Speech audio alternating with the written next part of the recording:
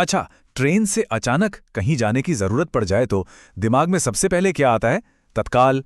और साथ ही वो दिल की धड़कनें तेज करने वाला सवाल कि भाई इस बार टिकट मिलेगा या नहीं। तो चलिए आज इसी उलझन को थोड़ा सुलझाते हैं। और ये सवाल मतलब हर उस इंसान के मन में जरूर आया होगा जिसने कभी भी तत्काल टिकट बुक करने की कोशिश की है। बुकिंग विंडो खुलती है, हम सब स्क्रीन पर एकदम आंखें कड़ा के बैठे होते हैं, लेकिन नतीजा वही, सीट्स नॉट अवेलेबल। तो भाई ये सारी टिकटें आखिर जाती कहाँ हैं? देखिए, सच तो ये है कि खेल शुरू होने से पहले ही खत्म हो जाता है। बस चंद सेकंड्स या कह लीजिए एक आध मिनट और सारी की सारी टिकटें गायब। हम तो अपने फोन पर बस रिफ्रेश रिफ्रेश करते रह जाते हैं और उधर सारी सीटें किसी और के नाम हो चुकी होती हैं। तो चलिए इसी प्रॉब्लम की जड़ को समझते हैं। ये कोई एक या दो लोगों की कहानी नहीं है, ये तो लाखों यात्रियों की रोज की सच्चाई है। एक ऐसा संघर्ष जो आखिरी मिनट पर एक कंफर्म टिकट के लिए होता है। देखिए, अब तक होता क्या था, अपने फोन से बुकिंग करना वो तो जैसे नामुमकिन सा लगता था। तो फिर नतीजा क्या निकलता था? हम एजेंट्स या फिर दलालों के भरोसे रह जाते थे। और बस इसी मजबूरी ने टिकटों की कालाबाजारी का एक बहुत बड़ा मार्केट खड़ा कर दिया। लेकिन अब ऐसा लगता है कि इस पूरे खेल को बदलने के लिए इंडियन रेलवेज एक बहुत ही डिसाइसिव स्टेप लेकर आया है। एक ऐसा नया नियम जो शायद तत्काल बुकिंग का पूरा तरीका ही हमेशा के लिए बदल दे। अब ये जो फर्क दिख रहा है ना, ये जमीन आसमान का है। एक तरफ एजेंट्स पर डिपेंडेंसी और कालाबाजारी का डर, और दूसरी तरफ नई व्यवस्था में बुकिंग सीधे अपने हाथ में, और साथ में ई आधार की सिक्योरिटी भी। तो सवाल ये है कि इस नए नियम की सबसे अहम कड़ी क्या है? जवाब है ई आधार वेरिफिकेशन। तो चलिए समझते हैं कि आखिर ये टेक्नोलॉजी है क्या और ये काम करती कैसे है।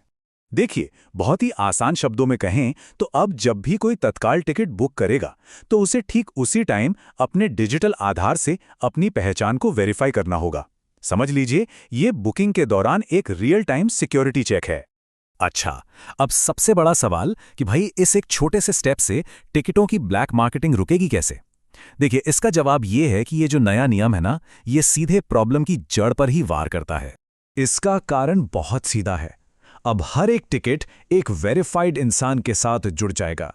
तो मतलब वो जमाना गया जब एजेंट्स एक साथ दर्जनों टिकटें बुक कर लेते थे और फिर उन्हें ऊंचे दामों पर बेचते थे। अब ये करना प्रैक्टिकली मुमकिन ही नहीं होगा। बिल्कुल, ये इस पूरे नियम का निचोड़ है। एक वेरीफाइड इंसान और एक तत्काल टिकट। सिंपल।